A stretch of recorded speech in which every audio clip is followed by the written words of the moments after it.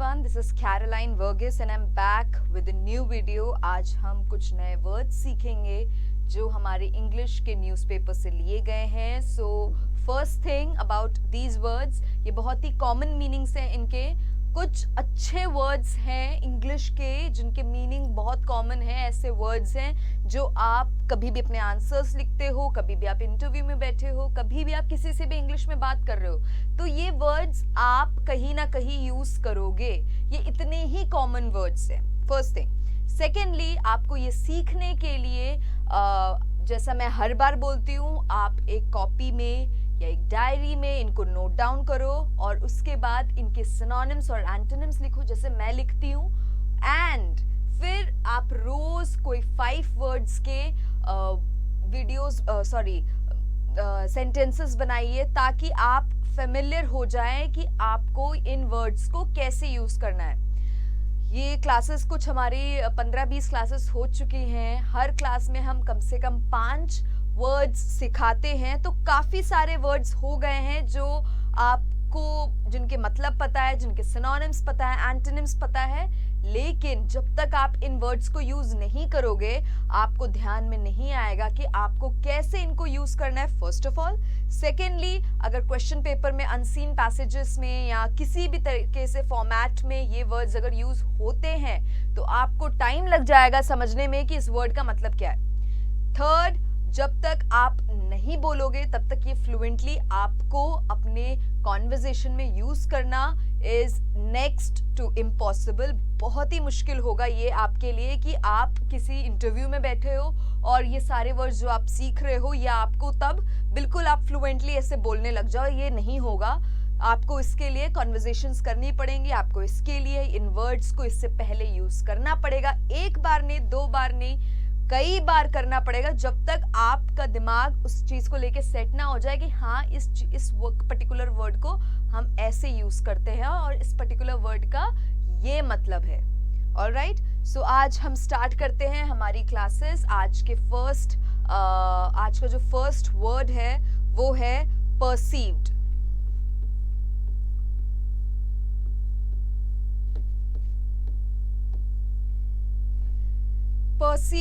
Perceived का मतलब है मान जाना, है ना. परसीव्ड का मतलब है कि कोई चीज को हम मान जाते हैं या मान लिया होता है, तो उस चीज को हम परसीव्ड बोलते हैं. अब परसीव्ड के सिनोनिम्स हैं आपके sensed,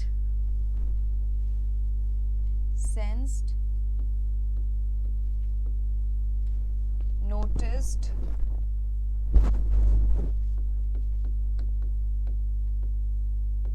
felt. Sensed, noticed, felt, ये हमारे सिनोनिम्स हैं परसीव्ड के. इनमें से सेंस्ड वर्ड जो है बहुत ही आपको भी पता है इसका मतलब, लेकिन आप जल्दी ये वर्ड्स यूज नहीं करते हो. एंटोनिम्स क्या होंगे इसके? एंटोनिम्स होंगे कंसील्ड, कवर्ड अप,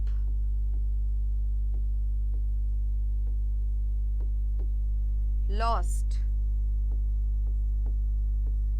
ये आपके एंटोनिम्स हैं. कंसील्ड एक नया वर्ड है जो आपने सुना होगा लेकिन आप इसको यूज नहीं करते हैं. कवर्ड अप ये आप जानते जरूर हो लेकिन अगेन आप यूज नहीं करते हो. लॉस्ट तो बहुत ही कॉमन है, हम सभी मतलब यूजुअली यूज करते हैं. ऑलराइट, अब इसका एग्जाम्पल हो सकता है I asked her if she perceived any hints of a threat. I asked her, asked.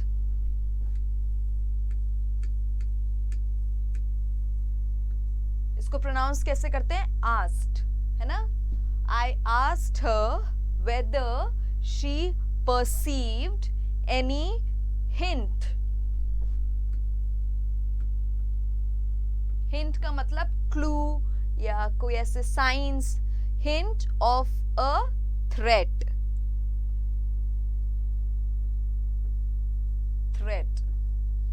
Alright, ये हमारा फर्स्ट वर्ड था परसीव्ड. परसीव्ड का मतलब क्या है? मान जाना. इसके सिनोनिम्स और एंटोनिम्स लिखे गए थे एंड इसका सेंटेंस भी बताया. सो आपसे उम्मीद करते हैं कि आप इनके सिनोनिम्स एंड एंटोनिम्स को लिख लो. अब आपका नेक्स्ट वर्ड है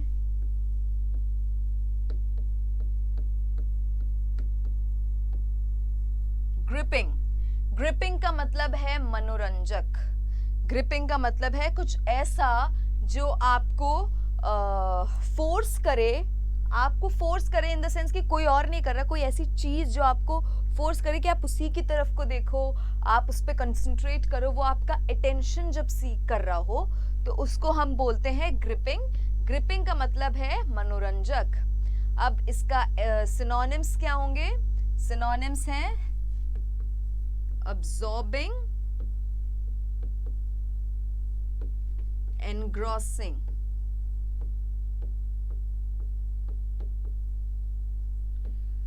Absorbing, engrossing, जिसमें से engrossing एक नया वर्ड है एंड आपका थर्ड सिनोनिम है riveting.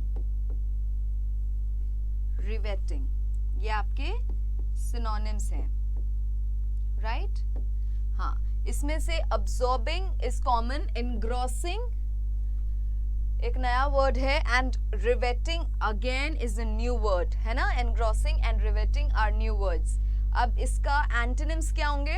एंटोनिम्स कुछ ऐसे होंगे जो बोरिंग होंगे. फर्स्ट होगा आपका बोरिंग, सेकंड वर्ड होगा आपका डल, थर्ड वर्ड होगा आपका टीडियस.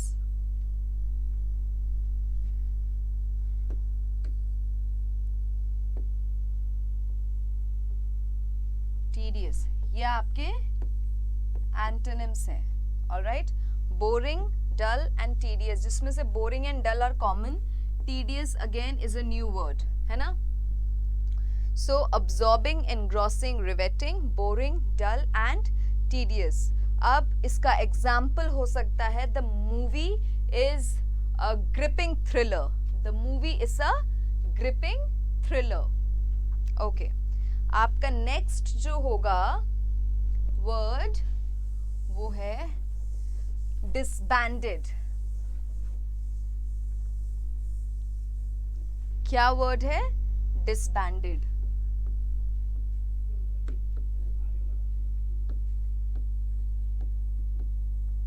डिसबैंडेड का मतलब है किसी चीज को भंग कर देना, है ना? जैसे किसी चीज को हटा देना या बंद करवा देना, उसको बोलते हैं हम डिसबैंडेड.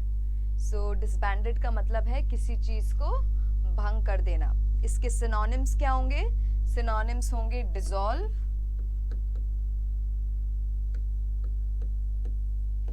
डिस्पर्स, डिसॉल्व, डिस्पर्स, जिसमें से डिस्पर्स एक नया वर्ड है एंड आपका ये दो वर्ड्स में डिस्पर्स एक नया वर्ड है. या ये आपके हैं सिनोनिम्स. ऑलराइट, इसके बाद आपके एंटोनिम्स होंगे ऐसा कुछ जिसको आप अक्यूमुलेट कर रहे हो या इकट्ठा कर रहे हो, राइट? तो इसमें होगा एंटोनिम्स आपके आ सकते हैं अलाइंड विद, बेस्ड एंड बैंडेड. इसको हटा देंगे हम तो इसका बिल्कुल ही ऑपोजिट मतलब निकलेगा. तो बैंडेड, बेस,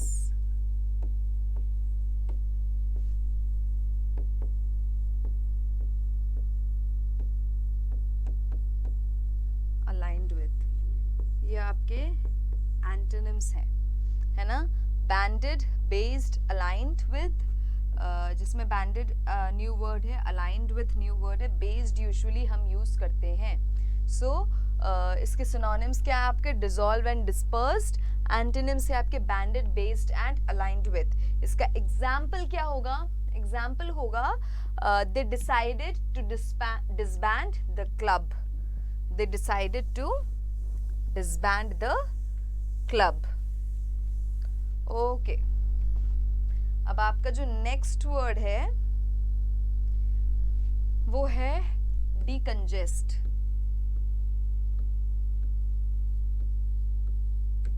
डीकंजेस्ट, डीकंजेस्ट का मतलब है भीड़ भाड़ कम करना. कहीं भी भीड़ लगी होती है, कहीं मार्केट्स में या कहीं पर भी कोविड के टाइम पे स्पेशली कहीं पर भी भीड़ इकट्ठा होना अलाउड नहीं होता था, तो उस टाइम पे पुलिस वाले क्या करते थे, पुलिस वाले क्राउड को या लोगों को डिकंजेस्ट करते थे, इन द सेंस कि उनको वहां से हटाते थे। ठीक है, तो इसका सिनोनिम्स क्या होंगे? सिनोनिम्स होंगे ऑफलोड,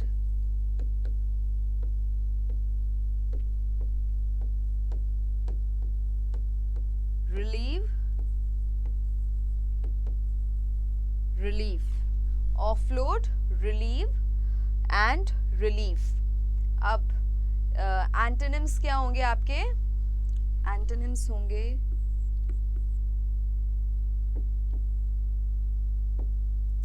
बार, ब्लॉक एंड ये है बार एंड ब्लॉक जो बहुत ही कॉमन है। एंड आपका थर्ड है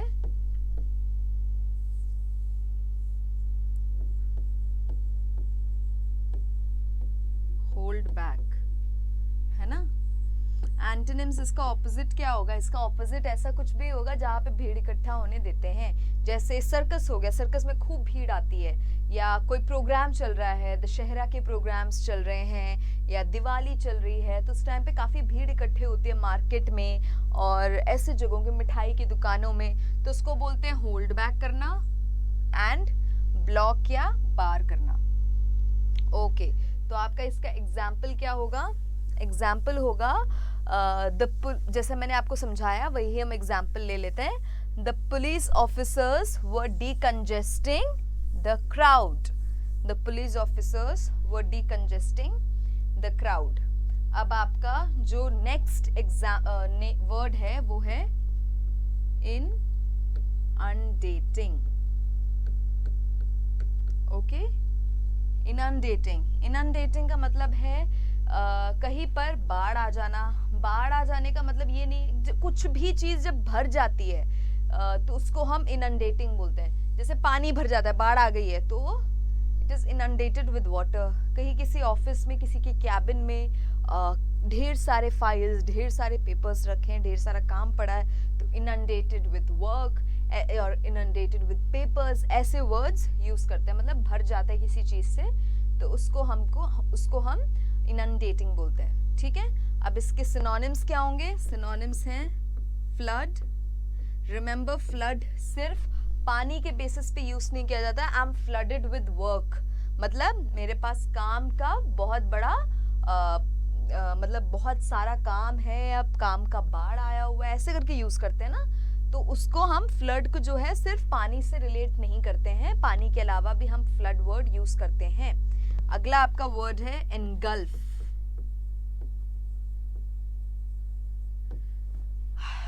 एनगल्फ एंड आपका थर्ड वर्ड हो जाएगा आपका फ्लड, एनगल्फ एंड स्वैम्प। ये आपके सिनोनिम्स हैं। इसको हम स्वैम्प नहीं स्वैम्प बोलते हैं, swamp. Alright, okay.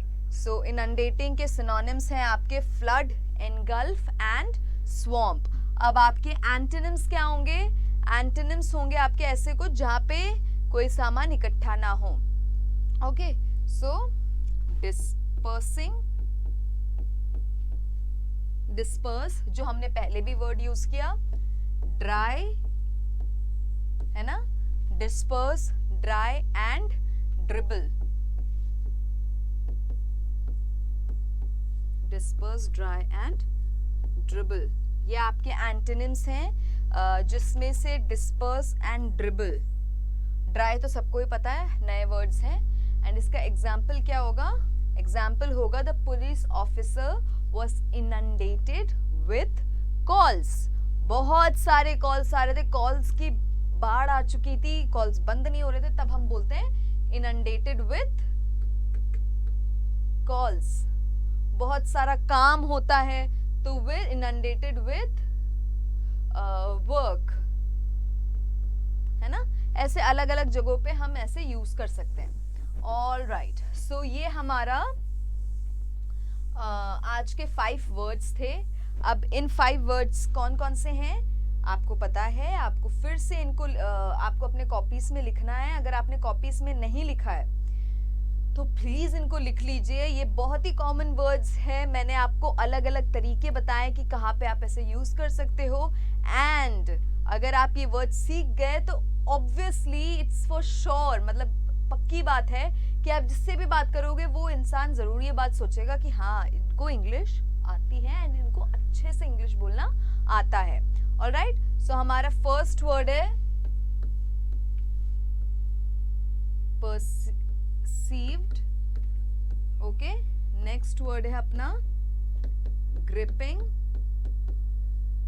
Third word है inundated, फोर्थ वर्ड है congest और फिफ्थ वर्ड क्या है अपना disbanded।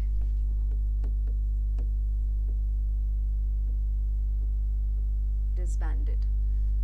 सो ये आज के 5 वर्ड्स है, प्लीज इनको कॉपीज में लिख लीजिए। एंड अगर आप इनको कॉपीज में अपने लिखते हो, इनको प्रैक्टिस करते हो, तो जैसा कि मैं आपको बोलती आ रही हूँ, आपकी इंग्लिश अच्छी हो जाएगी, आपकी इंग्लिश में काफ़ी सारा इम्प्रूवमेंट होगा।